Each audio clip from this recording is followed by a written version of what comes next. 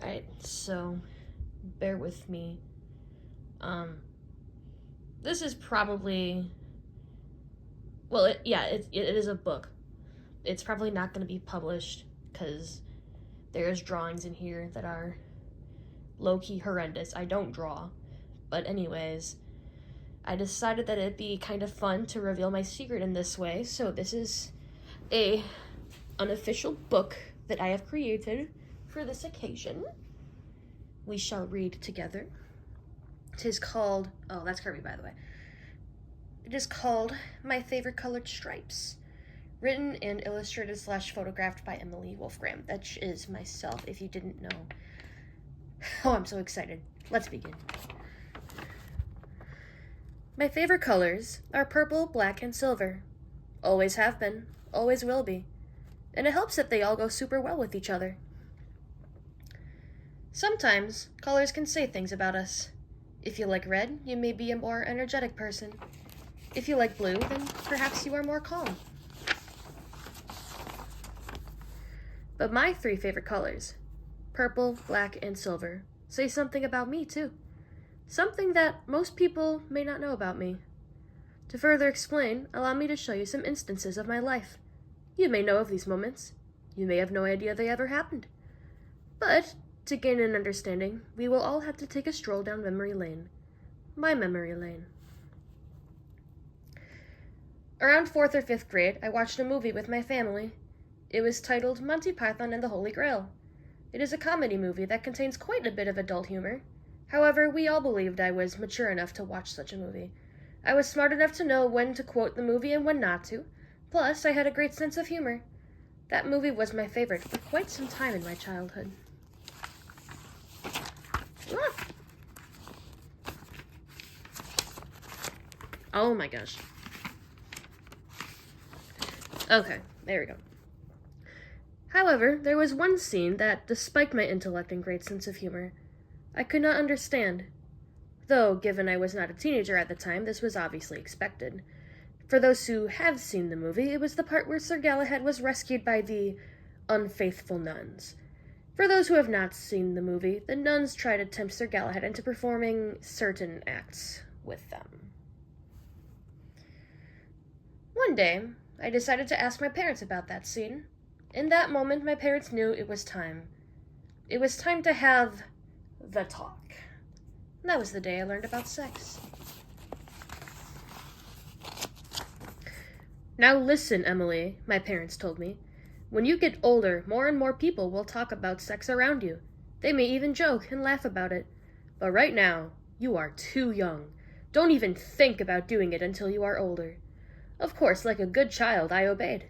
And don't worry, I've still obeyed, for all these years. But of course, my parents weren't wrong when they said people would talk about it as they grew older. Middle school came. Kids were already talking about it. They were already making jokes, some of them about concepts none of us even understood, but they thought it was funny. Of course, I never thought it was funny. In fact, I thought it was the complete opposite. I thought it was gross. But that's to be expected. I was in middle school, after all, a mere child. Eventually, peer pressure closed in on me. I also made those jokes. My friends and I would sit in the cafeteria at lunch and crack ourselves up. Yes, sex was gross, but admittedly, it was also pretty funny. They were mere jokes, dirty humor, but still gross. I did also have a boyfriend in middle school. We were happy with each other, and that happiness continued on even through high school. Kids were jealous of us. We had been together since 6th grade. That was quite the achievement back then, not to mention how relationships are today. During that time, there were some wins for the LGBTQ plus community, such as the United States finally allowing gay marriage to be a thing. Aside from all of the controversies that soon sparked from that amazing day, it also opened the door to social medias, videos, and people from around the world teaching others about all of the sexualities and genders that existed. I accept those beliefs with open arms. To me, it was beautiful that there were this many different ways of loving each other and identifying ourselves. It was also during that time, need I remind you, this was during the rebellious ages of high school, that students were already experimenting with the deed. This was more prevalent during my senior year of high school, when boys and girls were becoming men and women. People were becoming adults. However, that isn't the only way people had started experimenting and thinking. They also started experimenting and thinking about concepts like sexuality and gender. And I won't lie, the gears were turning within me too, especially after having learned the existence of one particular flag. This one, right here. The asexual pride flag. This flag describes people who are not sexually attracted to anyone. At least that's the most basic definition of it. When I was about 16, when I was about 16, maybe 17, my mom and I were driving in the car. I decided to pop a question out of the blue. My thoughts just had to leave my chest. "Mom," I asked, "I think I might be asexual. What do you think?" My mom did not say it was impossible. However, she did reply, "I think you may be too young to think about that question. Give yourself some time to think about it." To be fair, I wasn't even an adult yet. The answer made sense. Thus, I heeded her advice. I pushed those thoughts far into the back of my mind, and I waited. And waited. And waited. And waited. I waited for 9 long years. But a lot can happen in that time, you know. And it sure did.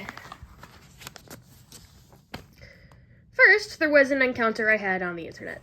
A boy claiming to be just a couple years older than me, seemingly looking for some friends. Yet, as our friendship developed, it became clear to me that he was looking for way more than a friendship. His ways of speaking to me became more and more unhinged. He had confessed his love to me several times, even though I had told him even more times that I was taken. I did still have a boyfriend at the time. Our friendship lasted only about 8 months. In retrospect, I would argue that even that was too long. But enough was enough. I unfriended and blocked the guy, never heard from him again. He was so deeply attracted to me, and I surely didn't feel the same way about him. In fact, the more he spoke about wanting to have a relationship with me, the more repulsed I felt towards him. Then, in the winter of my senior year of high school, my boyfriend and I went on a date. He invited me over to his house, and we had dinner together. Sometime during the date, he asked me the question. The question that teenage couples always dream of asking during this time in their lives. You know the one. And you would think, with how long we had been together, 6th grade to 12th grade is a long time, with how confident we were with our love with each other, my answer would have been yes. Despite all of that, my answer was no. The thought of doing that repulsed me, and I could not fathom why. At the very least, he took that no very well. We just hung out for the rest of the night, watching Cars 2 and playing card games.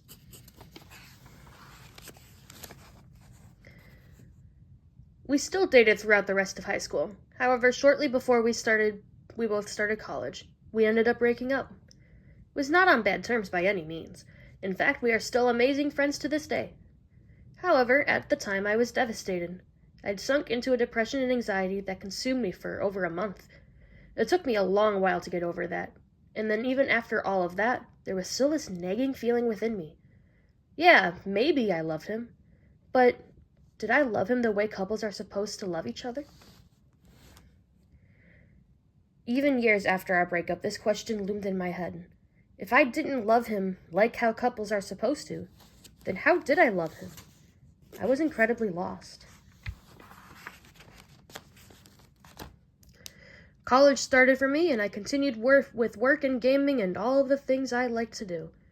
During that time, many boys came in my life. Nothing ever developed between us, though there were some that I had crushes on. However, no matter what, there was one thing that all of those boys shared in common. I'd never want to do any of them. They may look nice, they may even have attractive personalities, but the thought of spending a life with one of them and having a lasting relationship with them, with all of the things, was somewhat sickening to me. And it occurred to me at that point. My thoughts on sex being a disgusting topic only used for making dirty jokes had never changed. My view on relationships and love had never changed. It made sense for me to have these thoughts as a kid when sex never was and never even should have been an option for me. Yet they continued to be those same thoughts the older I grew up. I would see a man, I may even like that man, But my feelings for them, I would never escalate beyond that point. Ever. Even as an adult. Even now.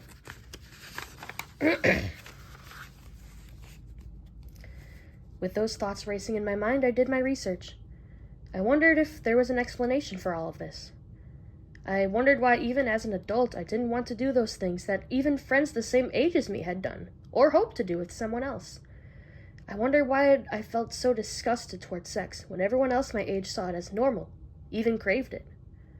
I wondered why, even though I had never experienced anything majorly traumatic regarding sex, I was this repulsed by the thought of doing it. I wondered if such a thought process was even possible, or if there was something wrong with me. All of that research pointed to one word: asexuality. I learned so many things about asexuality in that short span of time. I learned how complex asexuality can be, viewing charts that describe it as both a spectrum and as a web. I learned that it is possible to have romantic desires without also having to have sexual ones. I learned that it is not necessary to undergo great sexual trauma in order to be asexual, though sadly that is the case for some.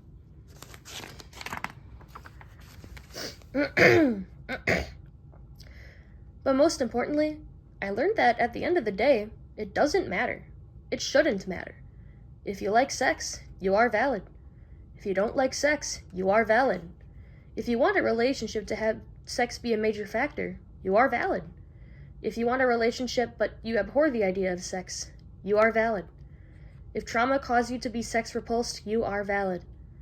If you are sex repulsed for some other reason, you are valid. And no matter what anyone else tells you, you are valid. Frankly, that was the closure and confidence that I needed. All of those questions and wonders and anxieties I had about myself were starting to disappear. Not only did I realize I was right all of those years ago, when I first started asking myself if I could be asexual, but I realized that everything finally made sense. Everything started to connect when it came to my love life, for once. I was so proud of myself in that moment, and I am still so freaking proud. The reason I wrote this story, and it's a true secret story, by the way, is because of that pride I still have for myself. Pride that will never go away, no matter what. And I wanted to share that pride with others. Who knows? Maybe people will read this story and begin to understand themselves a bit more. Maybe they will make another realization I made when I was doing all of that research, that they aren't alone. It makes me happy knowing that as soon as I share this story, some people will be supportive of me. However, I know that others will be confused. They may even disagree with me. Their opinions do matter, but they will not matter in a way that will change who I am. I am asexual, unapologetically so. And what matters to me is that I am happy with myself, because that is my sexuality, no one else's. Nobody can tell me who I am or who I should be. But to me, that isn't even the best part. The best part? The asexual pride flag has all of my favorite colors on it. These truly are my favorite colored stripes. Perhaps that was fate. Alright, that is the end of the story part. I do have some myths and facts as well. I don't know how long I want this video to be, if I'm completely honest, so I do have some myths and stuff, so if you want to, pause and read through these 2 pages. This is the source I got them from, by the way. There's the next page to that. Like I said, you can just pause and read through. I'm not too worried about reading through all that, because if you could tell, my voice was starting to crack. Not because of, emotions or anything, but I don't really read like this, so whatever. But anyways, thank you so much for reading if you've gotten this far. I know that coming out can be quite the feat for a lot of people. It was quite the feat for myself, which is why I wanted to have that time to do so. But, yeah. Thank you. That's the end. Like I said, thanks for all the support for me reading this story and fully coming out as asexual really means a lot. And I hope y'all have an amazing day.